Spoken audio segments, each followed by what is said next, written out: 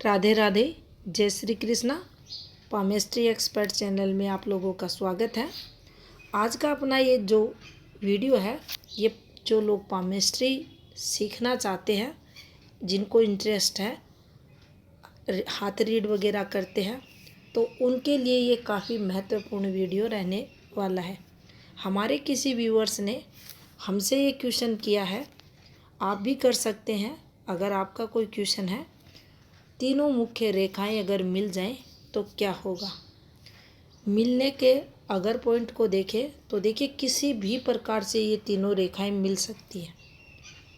एक एक कर जैसे जैसे समय बढ़ेगा आगे हम आपको समझाएंगे, लेकिन मुख्य तौर पर जो एक फॉर्मेशन मिलती है, ये जो आपको दिखाई देगा स्क्रीन पर इस हाथ में, यहाँ हमने एक हमारे सेकंड व्यूअर्स हैं, उन्होंने ये भी कहा है हमसे कि रियल हैंड पे भी आप बताया करो ताकि चीज़ें समझ आए। तो ये रियल हैंड हमने आज लेने की कोशिश की है। तो यहाँ आप देखेंगे तीनों मुख्य रेखाएं आपस में संगम किए हुए हैं। जब भी तीनों प्रधान रेखाएं एक साथ चलती हैं, एक साथ मिल जाती हैं, इनका उद्गम स्थान एक जगह से देखा जाता है। तो देखिए, ये फॉर्मेशन समुद्र शास्त्र की अगर बात करें तो वहाँ इसको अच्छा नहीं बताया गया। इसके माइनस प्लस दोनों पॉइंटों को हम समझेंगे। तो देखिए, थोड़ा सा पहले हम इन दोनों पर्वतों को समझ लेते हैं, क्योंकि इन दोनों से ही हमारी ये जो मुख्य रेखाएं हैं, इनका संबंध होता है। अब यहाँ आप ध्यानपूर्वक अगर देखेंगे इस जातक की हथेली को, तो कुछ इस प्रकार से ये जीवन रेखा है। अब ये गुरु से स्पर्श कर रही है, यानी इस हाथ में हम ये कहेंगे कि इस जातक की जो जीवन रेखा है वह गुरु से प्रारंभ हो रही है कुछ इस प्रकार से, और यहीं से मस्तिष्क रेखा हो रही है, और यही जो हृदय रेखा ये भी जाकर इसमें समाहित हो रही है। यानी कुल मिलाकर अगर कहें तो तीनों रेखाएं गुरु क्षेत्र का स्पर्श कर रही हैं, और यहाँ गुरु का भी ये स्पर्श कर सकती हैं। और किसी के हाथ में मान लीजिए ये ऐसे चले, नीचे से ऐसे चले, ये यहाँ से चल रही है, ये गुरु पर आ गई, नीचे से चले तो ये मंगल से मानी जाएगी। अब यहाँ दोनों रेखाओं में फर्क क्या रहता है। जब भी प्रधान रेखाएं आपके गुरु पर्वत से निकलेंगी तो जीवन काल में जातक पर गुरु का प्रभाव रहेगा, पूरा लाइफ टाइम रहेगा। चाहे उसके कर्म लें, चाहे उसकी बुद्धि लें, चाहे उसका हृदय लें, तीनों पर गुरु का प्रभाव रहेगा। और जब ये मंगल से निकलती हैं तो मंगल का प्रभाव उस जातक के मन, मस्तिष्क और उसके जो कर्म हैं उन पर देखा जाएगा। यहाँ अगर एक पॉजिटिविटी की बात करें या एक नेगेटिविटी की बात करें तो देखिए, गुरु से जब भी प्रारंभ होंगी ये तीनों रेखाएं, ऐसा जातक जो मांगलिक दोष जैसा फल ये रेखाएं मिल जाएंगी, जरूर इस जातक को मिलेगा। वैसा दोष क्यों मिलेगा, उसका रीज़न रहता है कि इन रेखाओं को कुछ इस प्रकार से चलने की परमिशन हमारी हथेली पर दी गई है। यानी अगर ऐसे चलती है तो ये सही रेखा है, अनुशासन में है, और अगर यह रेखा नीचे चली जाती है तो इस रेखा ने अनुशासन भंग किया है। अब ये नेगेटिव फल देने को बाध्य हो गई है, जातक को संघर्ष करवाएगी। अब गुरु से है तो गुरु के जो कारक रहते हैं, गुरु के जो शुभ कारक रहते हैं, जातक के अंदर जब आते हैं तो ऐसे लोग गुस्सा रहेगा, चीज़ें इधर उधर भी फेंक देंगे, अब शब्द भी कहेंगे। तीनों रेखाएं मिलने के जब ये मिलती हैं उसके ये प्रेडिक्शन है, अब शब्द भी कहेंगे। एक बार किसी से नफरत करेंगे तो उसकी कोई सीमा नहीं रखेंगे। ये सब अवगुण रहते हैं, लेकिन ये लोग मन के भी अच्छे रहते हैं, सच्चे भी रहते हैं, और कभी जानबूझकर किसी का अहित नहीं करते। ये हमें गुरु पर ध्यान रखना है। अब इसका सेकंड पहलू भी है। जब भी ये फॉर्मेशन बनेगी, जैसा कि इस हाथ में है, इसी हाथ की फॉर्मेशन पर हम चर्चा कर रहे हैं। ऐसे लोग, इनके मन में एक बार ये हो गया, इस व्यक्ति का मुझे भला करना है। XYZ वह व्यक्ति घर से बाहर कोई भी रहे, अपनों की तो सभी ही करते हैं, लेकिन घर के बाहर भी अगर कोई है, इनके मन में एक बार ये बैठ गया, मुझे इस व्यक्ति की हेल्प करनी है, तो ये हर लिमिट क्रॉस कर जाएंगे उसकी मदद करने के लिए।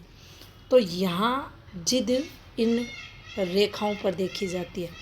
ये कंप्लीट जब बनती है फॉर्मेशन, तो इसमें जिद का ज़रूर रूप देखा जाता है, गुस्से का लेवल देखा जाता है। लेकिन जब ये तीनों रेखाएं मंगल से उद्गम इनका माना जाता है, तो यहाँ चीज़ें थोड़ा सा एग्रेशन का भाव, आवेश का भाव, उग्रता का भाव, तनाव का भाव, डिप्रेशन का भाव ये बढ़ जाता है।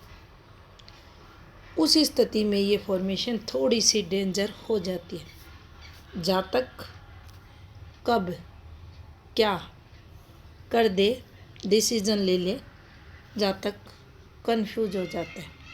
झगड़ों के चलते, तनाव के चलते जीवन में संघर्ष बढ़ जाता है। यहाँ अगर आप पूरी हथेली देखते हैं इनकी, तो आपको पता चलेगा दिक्कतें ना के बराबर है।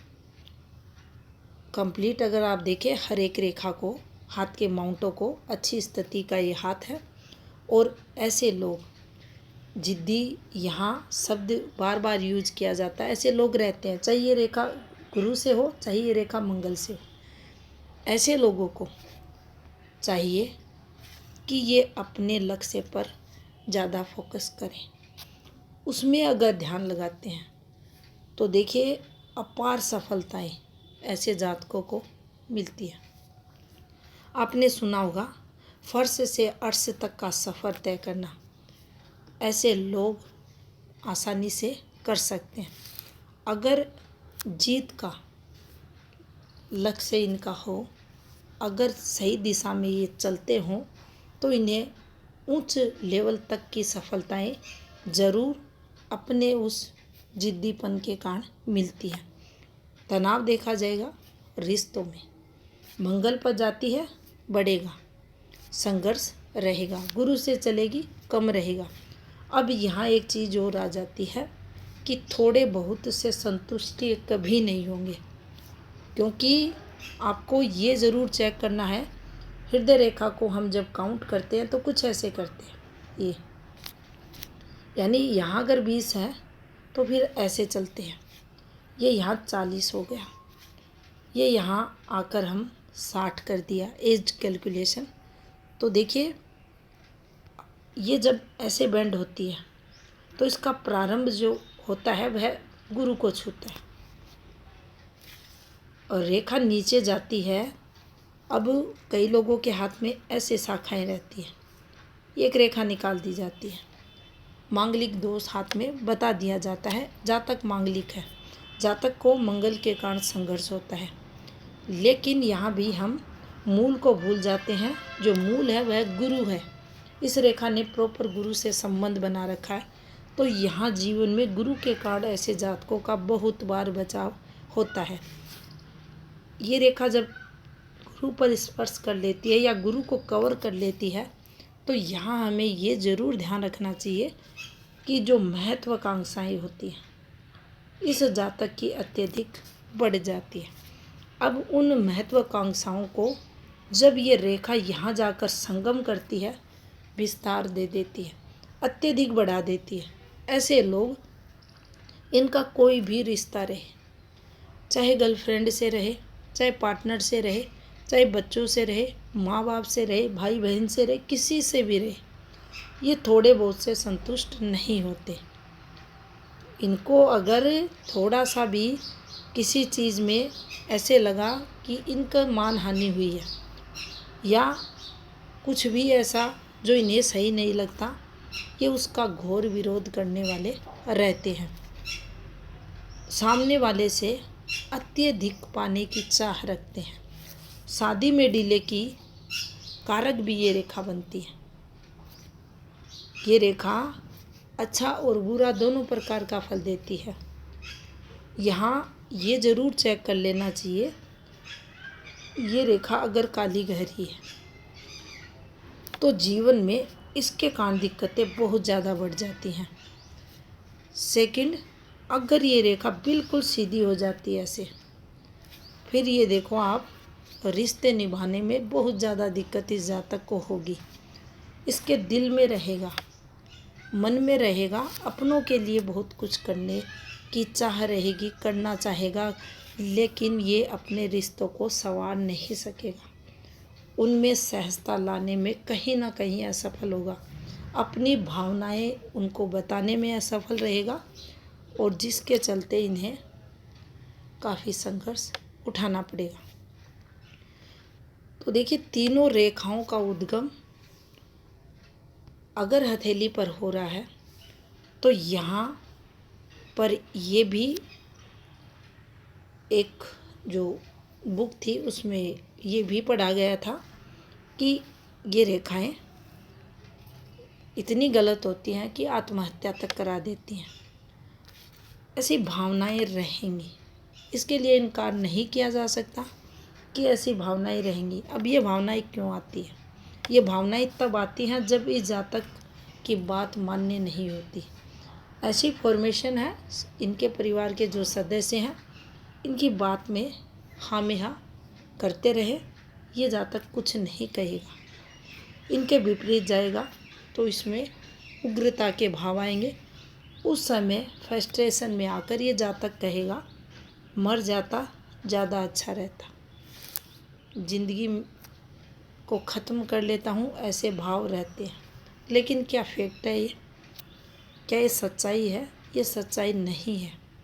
आत्महत्या के लिए हाथ में बहुत सारे संकेत रहते हैं, लेकिन इन तीन रेखाओं को देखकर अगर इनका उद्गम साथ हो रहा है, ये मिली हुई है, तो वहाँ भावनाएं रहती हैं। लेकिन ऐसा जातक करेगा, ऐसा बहुत ही और रेयर केस में देखने को मिलता है। आप इस हाथ की हथेली को अच्छे से चेक कर सकते हैं, इसमें भी देख सकते हैं ऐसा कोई योग नहीं बन रहा। और यहाँ भी थोड़ा सा ध्यान रखना चाहिए, गुरु से अगर ये फॉर्मेशन प्रारंभ होती है तो यहाँ आत्महत्या जैसे विचारों के बारे में भाव मन में आ जाएंगे, लेकिन 5 मिनट बाद जब गुस्सा शांत होगा, ये व्यक्ति उससे ना ऐसा मुझे नहीं करना चाहिए, ये गलत काम है, समाज क्या कहेगा, परिवार क्या कहेगा, ऐसी भावनाएं फीलिंग्स जातक के रहती हैं। तो देखिए, ऐसे नेगेटिव धारणाएं नहीं रखनी चाहिए इस फॉर्मेशन को लेकर कि ऐसा कुछ होगा, ऐसा कुछ नहीं होता। पॉजिटिव रहना चाहिए। अगर ऐसे जातक मेडिटेशन करते हैं तो वह इनके लिए अच्छा रहेगा। तो ये थी जानकारी तीनों मुख्य रेखाओं के उद्गम स्थान से संबंधित। धन्यवाद।